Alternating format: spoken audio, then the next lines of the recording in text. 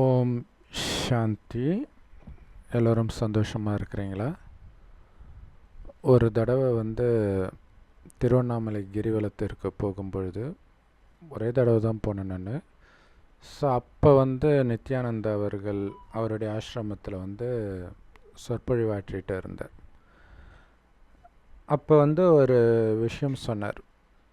அது என்ன அப்படின்னா, யாரையோ பார்த்து சவால் விடுற மாதிரி சொன்னார். ஏன்னா அப்போ தான் அந்த பிரச்சனையெல்லாம் அவர் சிக்க ஆரம்பித்தார். ஸோ அப்போ என்கிட்ட இருக்கிற எல்லாத்தையும் பிடுங்கிக்கோங்க, ஒரே வருஷத்தில் நான் திரும்பி இதே மாதிரி ஒரு சாம்ராஜ்யத்தை உருவாக்கி காட்டுறேன், இது ஒரு சவால் அப்படின்னு சொன்னார். ஸோ திட்டத்திட்ட சொன்னதை அவர் நிரூபித்த மாதிரி தான். ஏன்னா நாட்டை விட்டு போய் வேறு நாடுகளில் போய் அங்கே இருக்கக்கூடிய அரசாங்கத்தோடு பேசி நிறைய உடன்படிக்கைகளில் கையெழுத்து போட்டது, இந்த மாதிரி விஷயங்கள்லாம் ஆச்சரியமாக இருக்குது. ஆனால் அவர் எங்கே இருக்கிறாருன்றதை யாராலையுமே கண்டுபிடிக்க முடியல. ஸோ இதில் என்னென்னா, அவருடைய புத்தி கூர்மை இல்லையா, தன்னை மறைவாகவே வச்சுக்கிட்டு ஒரு இயக்கத்தை நடத்துறது சாதாரண விஷயம் கிடையாது. இதுக்கு முன்னாடி யாராவது அப்படி பண்ணியிருக்கிறாங்களான்னு கூட தெரியாது. ஆனால் இவர் அதை பண்ணி காட்டியிருக்கிறது ஒரு ஆச்சரியமான விஷயம்தான். ஸோ இப்போ சமீபமாக அவர் எப்போவோ கைலாஸ் அப்படின்ற ஒரு இடம் இருக்குது அப்படின்னு சொன்னார். எல்லோரும் அது சும்மா இருக்கலாம் அப்படின்ட்டு சொல்லிட்டு இருந்தாங்க. இப்போ அதை நான் அறிவிக்க போகிறேன் குரு பௌர்ணமி அப்போ அப்படின்னு சொன்னார். அதே மாதிரி அறிவிச்சிருக்கிறார். ஒரு 7 இடங்களை சொல்லியிருக்கிறார். இன்னும் நிறைய இடங்கள் அறிவிக்கப்படும்னு சொல்லியிருக்கார். ஆனால் இதில் அந்த 7 இடங்களும் வெவ்வேறு இடங்களாக இருக்குது, வெவ்வேறு நாட்டில் இந்த மாதிரி இடங்களாக இருக்குது. ஸோ அது ஜென்ரலாக பார்த்தா அவங்களுடைய ஆசிரமங்கள் இருக்கிற இடத்தை அவர் கைலாஷ் அப்படின்னு சொல்கிறார் அப்படிங்கிற மாதிரி தான் தோணுது. ஆனால் அதில் ஆச்சரியமான விஷயங்கள் என்ன அப்படின்னா, எல்லோரும் அங்கே கைலாஷுக்கு சிட்டிசன்ஷிப் வாங்கிட்டு வரணும் அப்படின்னு சொல்லியிருக்காரு. ஸோ அதோடைய பிரதமராக ரஞ்சிதா அவர்கள் இருக்கிறாங்க. அதில் சன்னியாசியாக இருக்கிறவங்க வரலாம், சன்னியாசினி அதாவது பெண் சன்னியாசியும் வரலாம், குடும்பத்தில் இருக்கிறவங்களும் வரலாம், ஏழை வரலாம், பணக்காரங்க வரலாம். அங்கே ஏழை பணக்காரன் எந்த வித்தியாசமும் இருக்காது. இன்னும் சொல்லப்போனால் அங்கே காசுக்கே வேலை கிடையாது, எல்லாமே ஃப்ரீ அப்படின்னு சொல்கிறார். ஸோ இது பலருடைய கனவுன்னு சொல்லலாம். ஏன்னா நிறைய பேர் ஆசிரமங்களில் சேர்றதுக்கு காரணமே அதுதான். கல்யாணம் பண்ணி குழந்த குட்டின்னு வளர்த்து கடைசியில் அவங்க நம்மளை கைவிட்டு, இதுக்கு பதிலாக நமக்கு யாராவது 3 வேளை சாப்பாடு போட்டால் நிம்மதியாக இருக்கும். சின்ன வயசில் எப்படி அப்பா அம்மாவை நம்பி இருந்தோமோ அதே மாதிரி இருக்கணும் அப்படிங்கிற எண்ணத்தில் தான் போய் ஆசிரமங்களில் போய் சேர்றாங்க. ஸோ அது சில சமயம் ஆசிரமங்களில் பிரச்சனையும் வந்துடுது. பட் அங்கே போய் சேர்றவங்களுடைய எண்ணம் இதுவாக தான் இருக்குது. அது ஈஷா யோகா ஆசிரமமாக இருக்கட்டும், நித்யானந்த ஆசிரமமாக இருக்கட்டும், எந்த ஆசிரமமாக இருந்தாலும் சரி. ஸோ அந்த மாதிரி சில விதிமுறைகள் போட்டிருக்கிறார்.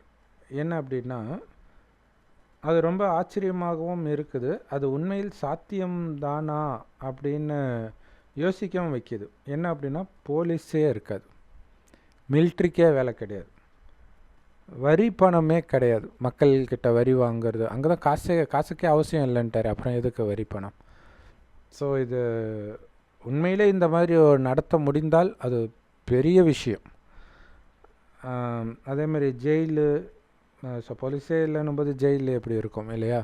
ஸோ அப்போ எந்த தண்டனையும் கிடையாது. தப்பு பண்ணுறாங்க அப்படின்னா அவங்க யாகம் வளர்க்கணும், ஹோமம் வளர்க்கணும், மந்திரம் ஜபிக்கணும். இந்த மாதிரி விஷயங்கள் மூலமாக தன்னுடைய பாவத்திற்கு அவங்களே பிராயச்சித்தம் தேடிக்கணும். அங்கே இருக்கக்கூடிய சட்டத்திட்டங்கள் பார்த்திங்கன்னா வேத ஆகமங்களின் அடிப்படையில் தான் அரசியல் அமைப்பே இருக்கும், தர்மசாஸ்திரங்கள் தான் நீதி நூலாக இருக்கும் அப்படின்னு சொல்லியிருக்கிறேன். ஸோ இது பார்த்திங்கன்னா ஒரு காலகட்டத்தில் இப்படி இருந்தது பாரதம் இல்லையா? வேத ஆகமங்களே அரசியல் அமைப்பாக இருந்தது, தர்மசாஸ்திரங்களே நீதி நூலாக இருந்தது. ஸோ அதை மீண்டும் அவர் எடுத்துகிட்டு வர்றதுக்கான முயற்சியாக இதை சொல்லியிருக்கிறார். ஆனால் இப்போ என்ன ஒரு கேள்வினா, இப்படியெல்லாம் இருந்துச்சா ஒரு காலத்தில்னா? கண்டிப்பாக இருந்துச்சு. போலீஸ் இல்லாமல், ஜெயில் இல்லாமல், கோர்ட் இல்லாமல், இதெல்லாம் இருக்க தான் செஞ்சுது. இல்லை, இந்த பஞ்சாயத்தின் மூலமாக தீர்க்கப்படுறது இது இருந்தது. பட் இவர் வந்து ஆன்மீகமாக மந்திரம் அந்த மாதிரி பிராயச்சித்தம் பண்ணணும் அப்படிங்கிறார். ஸோ இது மகாபாரதத்தில் பார்த்திங்கன்னா பாவம் செய்கிறவங்க அந்த மாதிரி, இப்போ பாண்டு மகாராஜா கூட தவறுதலாக ஒரு முனிவரை கொன்னுடுவார். ஸோ அதுக்காக தான் அவர் காட்டுக்கு போவார். தான் செய்த தவறுக்கு தானே பிராயச்சித்தம் தேடுறதுக்காக காட்டில் போய் தவம் செய்யணும்னு போவார். ஆனால் போகிறவர் கூடவே 2 பொண்டாட்டியை வேறு அழிச்சிட்டு போயிடார். 1 அழிச்சிட்டு போனாலே பிரச்சனை, 2 அழிச்சிட்டு போகிறாரு. ஸோ அதனால் அவர் உயிரே போயிடுது. அதேமாதிரி ஜெயத்ரதன் அப்படிங்கிறவன் துரியோதனனுடைய தங்கச்சி ஹஸ்பண்டு, அவன் திரௌபதியின் அழகில் மயங்கி திரௌபதியை கடத்திட்டே போவான். ஸோ அதுக்கப்புறம் அவனை பிடிச்சிட்டு வந்துடுவாங்க. அர்ஜுனனும் பீமனும் சேர்ந்து அழிச்சிட்டு வராங்க. தர்மருக்கு அடிமையாயிருன்ட்டு திரௌபதி சொல்கிறாங்க ஜெயத்ரதனை. அப்போ தர்மர் உடனே நான் உன்னை விடுவிச்சிடுறேன் அப்படின்னு சொல்கிறார். ஸோ அப்போ என்ன பண்ணுறாருன்னா, நேரடியாக ஜெயத்ரதன் ஒரு காட்டுக்கு போய் தவம் தான் பண்ணுறார். ஸோ அப்போ என்னென்னா, செய்த பாவத்திற்கு பிராயச்சித்தமாக தவம் செய்கிற வழக்கம் இருக்குது அப்படிங்கிறதுக்கு இது ஒரு உதாரணமாக இருக்குது. ஸோ அந்த முறையைத்தான் இவர் எடுத்துகிட்டு வரேன் அப்படின்னு சொல்கிறார். ஏன்னா நிறைய பேர் வந்து ஜெயிலில் போய் திருந்துறது அப்படிங்கிறது வந்து அப்படி உண்மையிலே யாராவது ஆகியிருக்கிறாங்களா அப்படின்னு தெரியல. ஏன்னா பெரிய பெரிய ரவுடிகள்லாம் பார்த்திங்கன்னா வெளில வராங்க, தப்பு பண்ணுறாங்க, மறுபடியும் போகிறாங்க, மறுபடியும் வெளில வராங்க, மறுபடியும் தப்பு பண்ணுறாங்க. ஸோ அது அவங்கள மாற்றக்கூடிய ஒரு இடமாக பெரும்பான்மையானவருக்கு இருக்கிறது இல்லை. பட் மேபி யாராவது இருக்கலாம். பட் அவங்க வந்து வாழ்க்கையை தொலைத்தவர்களாக இருப்பாங்க இல்லையா? அப்பாவிகள் கூட மாற்றுறாங்க. நிறைய வெளிநாடுகளிலே வந்து போலியாக ரேப் கம்ப்ளைண்ட் கொடுக்கறது இதெல்லாம் நடந்திருக்கு நிறையா. 30 வருஷம் கழித்து அந்த பொண்ணு வந்து நான் போய் சொல்லிட்டேன்து. 30 வருஷம் அவன் ஜெயில் தண்டனை அனுபவிச்சுட்டு வந்திருக்கிறான். அவனுடைய வாழ்க்கை எல்லாமே போயிடுச்சு. ஸோ இந்த மாதிரி விஷயங்கள் வந்து நடக்குது மனிதர்களுடைய சட்டத்தின்படி. ஸோ அதனால் இவர் சொல்கிற விஷயங்கள் வந்து நல்ல விஷயம் இல்லையா? தண்டனை கொடுத்து அவன் வாழ்க்கையை அழிக்கிறதுக்கு பதிலாக அவனுடைய குணம் மாறுறதுக்கு இல்லையா, தானே வருந்தி இந்த மாதிரி மந்திரம் இதெல்லாம் பண்ணி மாற முடியும் அப்படிங்கிற ஒரு நம்பிக்கை வைக்கிறது ஒரு நல்ல விஷயம். இப்படி ஒரு காலத்தில் பாரதம் இருந்ததுன்றது உண்மைதான். ஆனால் இப்போ அது சாத்தியமா? அதுதான் ரொம்ப முக்கியமான கேள்வி. இப்போ அது சாத்தியமா? ஏன் அப்படின்னா, இப்போ நாம் இருக்கிறது கலியுகத்தில் மட்டுமில்லை, கலியுகத்தின் இறுதியில் இருக்கிறோம். அப்படின்னா என்ன அர்த்தம்? காமம், கோபம், பற்று, பேராசை, அகங்காரம்ன்ற மாயை உச்சத்தில் இருக்கக்கூடிய காலம். நீங்கள் உலகத்தில் எந்த மூலையில் போனாலும் மனிதர்களுக்குள்ள இந்த மிருக குணம் வந்தே தீரும். அப்போ இந்த நேரத்தில் வந்து இந்த மாதிரி தர்மசாஸ்திர, அதாவது கடுமையான தண்டனை இல்லாமல் ஒரு நாட்டையே உருவாக்க முடியும் அப்படிங்கிறது வந்து ஒரு கண்டிப்பாக சாத்தியம் இல்லாத ஒரு விஷயம்தான். ஏன்னா ஒவ்வொரு குடும்பத்துலேயும் அநியாயம், அநீதி நடக்கிறத பார்க்குறோம் இல்லையா? சொத்து அபகரிப்பு இந்த மாதிரி நிறைய விஷயங்கள் நடக்குது. ஸோ அப்படி இருக்கும்போது ஒரு நாடையோ அல்லது ஒரு இயக்கத்தையோ நடத்துறது கூட ரொம்ப ரொம்ப கஷ்டம்தான்.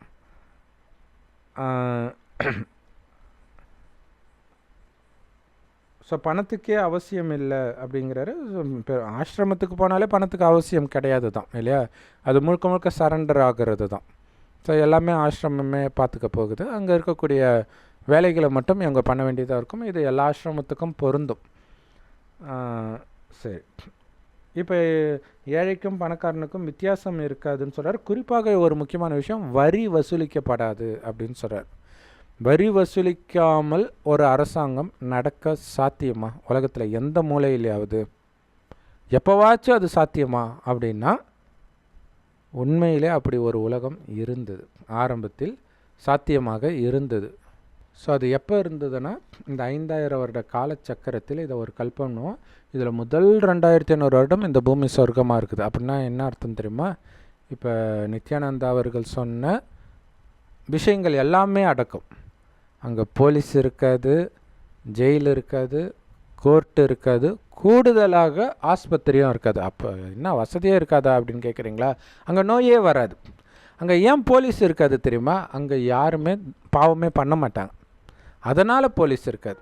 அதனால தான் சொல்கிறேன், இப்போ அது சாத்தியம் கிடையாது. ஏன்னா மனிதனால் பாவம் செய்யாமல் இருக்க முடியாது இல்லையா? பாதிரியார்கள், கன்னிகாஸ்திரிகள், துறவிகள் எல்லாருமே பாலியல் குற்றங்களில் ஈடுபடுறதை பார்க்குறோம். ஏன்னா அவங்களால முடியலன்னும் போது சாதாரண மனிதனால் எப்படி முடியும்? ஸோ இன்னொரு முக்கியமான விஷயம், அங்கே பாவமே செய்யாத காரணத்தினால ஹோமம் வளர்க்குற வேலையும் கிடையாது, அங்கே பக்தியே இருக்காது சொர்க்கத்தில். அப்போ நாஸ்திகர்களாக இருப்பாங்களா? கிடையாது. கடவுளை பற்றி நினைக்க வேண்டிய அவசியம் இல்லாத அளவிற்கு ஆனந்தம் இருக்கும். கொஞ்சமாவது துக்கம் வந்தால் தான் மனிதனுடைய புத்தி கடவுள்கிட்டே போகும். அங்கே துக்கமே இருக்காது, அதனால் அங்கே பக்தியே இருக்காது. அதை விட முக்கியம், யாரை நாம் வழிபடுறோமோ அவங்க எல்லாம் உயிரோட்டமாக அங்கே இருப்பாங்க. லக்ஷ்மி, நாராயணன், ராமர், சீதை எல்லோரும் 33 கோடி தேவதைகள். அதை ஏன் சொல்கிறோம் அப்படின்னா, சரி ஒரு காலத்தில் அப்படி இருந்துச்சு, அதனால் நமக்கு என்ன லாபம்? பெரியார் சொல்லுவார், தமிழன் எப்படி வாழ்ந்திருந்தா என்ன, எதுக்கு அந்த பழைய பெருமையெல்லாம் பேசிகிட்டு இருக்கிறீங்கன்ட்டு. ஓகே, நம்ம தமிழருடைய பெருமையை பேசலை. ஏன்னா தமிழ்நாட்டிலாம் உருவாகிறதுக்கு முன்னாடி சொர்க்கம் இருந்தது. சொர்க்கம்ன்றது டெல்லி சார்ந்த பகுதியாக இருந்தது, மற்றதெல்லாம் கடலுக்கு அடியில் இருந்தது. அதுக்கு பிறகு தான் கொஞ்சம் கொஞ்சமாக வருது. அங்கே ஒரே மொழி, ஒரே வழி, ஒரே ராஜ்யம், ஸ்ரீ நாராயணனுடைய ராஜ்யம். அது மட்டும் இல்லை, அங்கே கடுமையான சட்டங்கள்லாம் கிடையாது, தானாகவே சட்டப்படி தான் நடப்பாங்க. ஆக்சுவலாக ராஜா ராணி பிரஜைகளை குழந்தைங்க மாதிரி பார்த்துக்கோங்க, சொந்த குழந்தை மாதிரி அந்த அன்பு இருக்கும். அதேமாதிரி பிரஜைகளுக்கும் ராஜாராணி சொந்த அப்பா அம்மா மாதிரி அந்த அன்பும் மரியாதையும் வச்சுருப்பாங்க. அதனால் அங்கே கடுமையான சட்டம் போடுறதுக்கான வேலையெல்லாம் கிடையவே கிடையாது. ஸோ அந்த மாதிரி உலகத்தில் வரியும் கிடையாது. அப்படின்னா காசே கிடையாதுன்னா அப்படி அர்த்தம் கிடையாது. அங்கே தங்க வைர வைடூரியம் கொட்டி கிடக்கும்.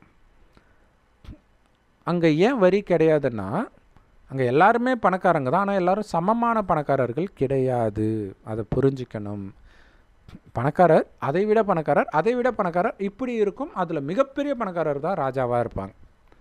ஸோ அதில் நம்பர் 1 பணக்காரன் தான் ஸ்ரீ நாராயணன், லக்ஷ்மி அந்த தம்பதியினர். அதனால தான் செல்வத்தின் கடவுள்னு லக்ஷ்மின்னு நம்ம சொல்கிறோம். ஸோ அப்போ அவர் அவ்வளோ பணக்காரராக இருந்தால் அவர் எதுக்கு மக்கள்கிட்ட இருந்து வாங்க போகிறார் இல்லையா? ஆனால் இங்கே மக்கள் வரி பணத்தில் தான் அரசாங்கமே நடக்குது. அது மக்களாட்சி நரகத்தில், அதுவும் கடைசி நேரத்தில். இப்போ ஒரு 2-3 தலைமுறை தான் அது நடக்குது மக்களாட்சி. அது வரைக்கும் ராஜா தான் இருந்துச்சு, அங்கேயுமே வரி வசூலித்தாங்க நரகத்தில். ஆனால் சொர்க்கத்தில் வரி வசூலிக்க வேண்டிய அவசியமே கிடையாது. எல்லையற்ற உலகம். இன்றைக்கி பாருங்கள், நித்யானந்தா அவர்கள் எனக்கு தெரிஞ்சு இந்தியாவில் நம்பர் 1 ஆன்மீகவாதி. சத்குரு இப்போ நம்பர் 1 இருக்கார் உலக அளவில். நித்யானந்தா இல்லாத காரணத்தினால, ஒரு சின்ன விஷயத்தில் அவர் அலட்சியமாக இருந்த காரணத்தினால இன்றைக்கி சத்குரு வளர்ந்துட்டார். அதுதான் உண்மை. ஆனால் சொர்க்கத்தில் மனிதர்கள் அந்த மாதிரி அலட்சியமாக இருக்கவே மாட்டாங்க. 100% விழிப்புணர்வில் இருப்பாங்க. அப்படின்னா என்ன அர்த்தம் தெரியுமா? நான் அழியக்கூடிய உடம்புன்ற உணர்வில் நாம் இப்போ இருக்கிறதுனால தான் காமம், கோபம், பற்று, பேராசை, அகங்காரத்துக்கு அடிமையாகிறோம். சொர்க்கத்தில் நான் அழிவற்ற ஆத்மான்ற உணர்வில் இருப்பாங்க. அதனால தான் இங்கே பொட்டு வைக்கிற பழக்கம் இருக்குது. ஏன்னா உயிர் இங்கே தான் இருக்குது. அதை தான் ஹிந்தியில் ஆத்மான்னு சொல்கிறோம். ஸோ அந்த ஆத்மா தான் கண் வழியாக பார்க்குது, வாய் வழியாக பேசுது, அனைத்து காரியத்தையும் செய்யுதுன்ற உணர்வுலேயே ஒருவர் பார்ப்பாங்க. ஆனால் ரொம்ப அழகாக இருப்பாங்க, சின்ன சலனம் கூட வராது. அப்போ எப்படி குழந்தை பிறக்கும்னா, கணவனும் மனைவியும் நமக்கு ஒரு வாரிசு வேணும்னு நினைக்கும்போது மனைவி கர்ப்பம் அடைவாள். அதனால தான் அந்த 33 கோடி தேவதைகளுக்கும் நம்ம கோயில் கட்டி கும்பிட்றோம். எங்கே போயிட்டாங்க? எங்கேயும் போகலை. மறுஜன்மம் எடுத்து நரகத்தில் தேக உணர்வுக்கு புலனின்பத்துக்கு அடிமையாகி காமம், கோபம், பற்று, பேராசை, அகங்காரத்தின் வசப்பட்டு பாவம் மேலே பாவம் செய்ததுனால்தான் இன்றைக்கி எண்ணற்ற நோய்கள், இயற்கை சீற்றங்கள், குடும்பத்துக்குள்ள துரோகம் எல்லாமே நடக்குது. ஸோ நித்யானந்தா அவர்கள் எங்கே இருக்கிறார் அப்படின்னே தெரியல. இடம் கிடைக்காம ரொம்ப கஷ்டப்பட்டிருப்பார் இல்லையா? ஆனால் அங்கே இந்த மாதிரி இந்த ஏன் நாடு, இங்கே வராத, இங்கே போகாத, இந்த மாதிரி விஷயமெல்லாம் இருக்காது. இது ஏன் இடம், உன் இடம் அப்படிலாம் கிடையாது. விண்ணுக்கும் மண்ணுக்கும் உன்னை அதிபதியாக படைத்தேன்னு பைபிள் போட்டிருக்கோம் பாருங்கள், அந்த மாதிரி இருக்கும். அளவற்று இருக்கும் இடம். மக்களோ ரொம்ப கம்மியாக தான் இருப்பாங்க. தங்க வைர வைடூரியம் கொட்டி கிடக்கும். இயற்கை ஃபஸ்ட் கிளாஸாக இருக்கும். இப்போ இந்த மாதிரி சட்டம் போடுறதுனால இவர் இருக்கிற இடம் சொர்க்கமாக இருக்குமா? வாய்ப்பு கிடையாது. ஏன்னா எல்லா இடங்களுமே சுவிட்சர்லாண்டு தான் எல்லாருக்கும் ஃபேவரேட் ஒரு பிக்னிக் ஸ்பாட்டாக இருந்தது. அதுலேயே இன்றைக்கி பார்த்திங்கன்னா அந்த பனியெல்லாம் உருகி வர ஆரம்பிச்சிருச்சு, பயங்கரமான வெள்ளம். ஸோ பாலைவனத்திலே வெள்ளம் வர்ற மாதிரியெல்லாம் கிளைமேட்டிக் சேஞ்ச் நடந்துகிட்டு இருக்குது. ஏன்னா இப்போ உலக அழிவில் நின்றுட்டு இருக்கிறோம். இப்போ புத்திசாலித்தனம் என்னென்னா, பாவமே நடக்காத இடத்துக்கு நாம் போகணும். பாவமே பண்ணாதவராக உங்களுடைய குணத்தை மாற்றினால்தான் அங்கே போக முடியும். அப்படி உங்களுடைய குணத்தை எந்த வேதத்தை படித்தும், எந்த மதத்தை ஃபாலோ பண்ணியும், எந்த சித்தாந்தத்தை ஃபாலோ பண்ணியும் உங்களால் மாற்றிக்கவே முடியாது. அதனால தான் எல்லா மதத்தை சார்ந்தவர்களும் எல்லா சித்தாந்தத்தை சார்ந்தவர்களும் பாலியல் குற்றத்தில் சிக்கிறாங்க. அப்போ எப்படி இது சாத்தியம்? அதுக்கு தான் கடவுள் வரார். கலியுகத்தின் இறுதியில் கல்கி அவதாரம்னு சொல்கிறோம் இல்லையா, இயேசுவின் 2ஆம் வருகைன்னு சொல்கிறோம் இல்லையா. ஆனால் கிருஷ்ணர் இங்கே வரார் சொர்க்கத்தின் ஆரம்பத்திலே. இயேசு உங்களுக்கு தெரியும் 2000 வருஷம் முன்னாடி. ஒருவருக்கு ஒரு தடவை தான் இந்த 5000 வருடத்தில் நடிப்பு. அந்த ஆத்மா மீண்டும் மீண்டும் மறுஜன்மம் எடுக்கும். பட் இயேசுவாக அவர் அப்போ ஒரு தடவை தான் வருவார். அடுத்தது வேறு ஏதாவது பேர் இருக்கும் அவருக்கு. அதே மாதிரி தான் கிருஷ்ணருக்கும். அப்போ இப்போ யார் வராருன்னா சிவபெருமானே வரார். செம்பொன் நிறமான ஒளி உலகத்திலிருந்து வரார். இந்த உலகத்துக்கு பரந்தாமம் அல்லது பரலோகம்னு சொல்லுவோம். இங்கே சின்ன நட்சத்திரம் மாதிரி சிவத்தந்தை இருக்கார். ஆத்மாக்களாகிய நாமும் அங்கேருந்து தான் இந்த பூமிக்கு வரும். ஒரே வித்தியாசம், நம்ம பிறப்பிறப்பு சக்கரத்தில் வந்து சுகத்தையும் அனுபவிக்கிறோம் சொர்க்கத்தில், துக்கத்தை நரகத்தில் அனுபவிக்கிறோம். சிவபெருமான் சொர்க்கத்திற்கு வந்து சுகத்தையும் அனுபவிக்கல, நரகத்திற்கு வந்து துக்கத்தை அனுபவிக்கல. அதனால தான் சுகதுக்கத்திற்கு அப்பாற்பட்டு நான் இருக்கிறேன் அப்படின்னு கீதையிலே போட்டிருக்கும். ஆனால் சிவனுக்கு பதில் கிருஷ்ணர் சொன்னதாக போட்டதுனால மக்களுக்கு கடவுள் யார் அப்படிங்கிறது தெரியல.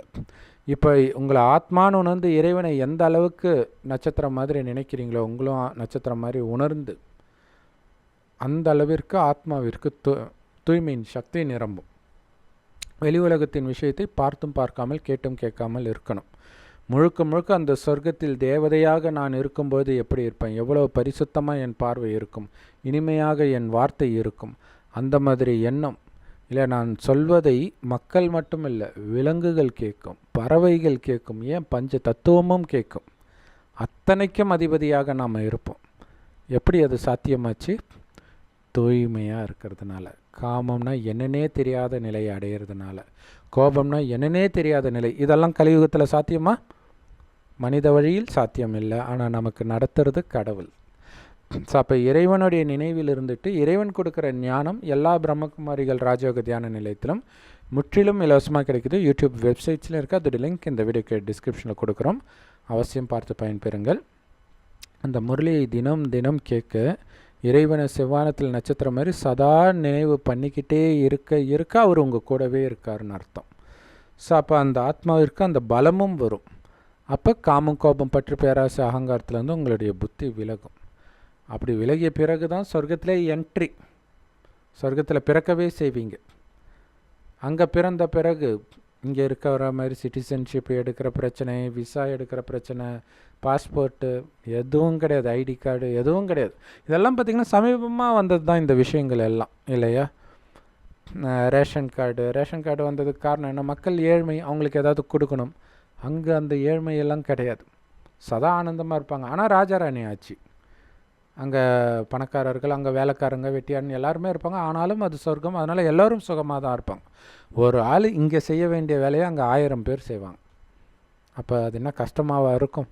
ஆனந்தமாக இருக்கும் இல்லையா. வீண் எண்ணமே வராது. ஏன்னா உங்களுடைய கவனம் ஆத்மாவிலே இருக்கிறனால ஆத்மாவுடைய உண்மையான குணம் அன்பு, அமைதி, ஆனந்தம். ஸோ அதை நிரந்தரமாக அனுபவம் செய்வாங்க. ஸோ கைலாஷ் அப்படின்னு பேர் வச்சிருக்கிறாரு. கைலாயம் அப்படிங்கிறது வந்து இமயமலையில் சிவன் வசிக்கக்கூடிய இடமாக பக்தியில் நம்புகிறாங்க. ஆனால் சிவன் யாரும் இல்லாத இடத்துல போய் ஏன் வசிக்க போகிறார் இல்லையா. அவர் பரந்தாமத்தில் இருக்கிறார், உடலே இல்லாமல். பூமிக்கு கடைசி 100 வருஷம் ஒரு வயோதிகர் உடலில் வந்து இந்த ஞானத்தை கொடுக்குறார். மேலே இருக்கிற வரைக்கும் நடிப்பு கிடையாது. ஸோ அப்போ இறைவன் இருக்கிற இடம் பரந்தாமம், கைலாயம் கிடையாது. அடுத்தது சொர்க்கம். அது இதே பூமி தான் இருக்குது, குறிப்பாக பாரத பூமி. அதில் நாராயணன் வரார். யார்? கலியுகத்தில் இருக்கிற சாதாரண மனிதர்களில் யார் பக்காவாக இறைவனை நினைத்து இறைவனுக்கு சமமாக தூய்மையாகிறாங்களோ அவங்க சொர்க்கத்தில் நாராயணனாக பிறக்கிறாங்க. ஸோ அங்கே கடுமையான சட்டம் கிடையாது, பக்தி கிடையாது, போலீஸ் ஸ்டேஷன் கிடையாது, கோர்ட்டு கிடையாது, ஆஸ்பத்திரி கிடையாது. காரணம் எந்த நோயும் கிடையாது. மக்கள்கிட்ட எந்த கெட்ட குணமும் இருக்காது. இச்சையாக பார்க்க கூட மாட்டாங்க. அவங்க எந்த நேரமும் அவங்க பேசினா கேட்டுக்கிட்டே இருக்கலாம் போல் இருக்கும். அவ்வளோ இனிமையாக இருக்கும். ஆனாலும் கம்மியாக தான் பேசுவாங்க. கம்மியாக பேசுவாங்க, மெதுவாக பேசுவாங்க. ஆனால் அது நமக்கு ஆனந்தத்தை கொடுக்குற மாதிரி இனிமையான வார்த்தைகளாக இருக்கும். ஸோ அதுதான் ஒரிஜினல் சொர்க்கம். அதுக்கு இந்த உடம்பை எடுத்துகிட்டே போக முடியாது. ஏன்னா இந்த உடம்புலேயே நோய் இருக்குதே. நமக்கு புத்தம்புது உடலே அங்கே கிடைக்கும். அதுக்கு நீங்கள் பண்ண வேண்டியதெல்லாம் ஆத்மாவை மட்டும் இறைவன் நினைவிலிருந்து தூய்மையாக்கணும். அவ்வளவுதான். ஓம் சாந்தி. தேங்க்ஸ் ஃபார் வாட்சிங்.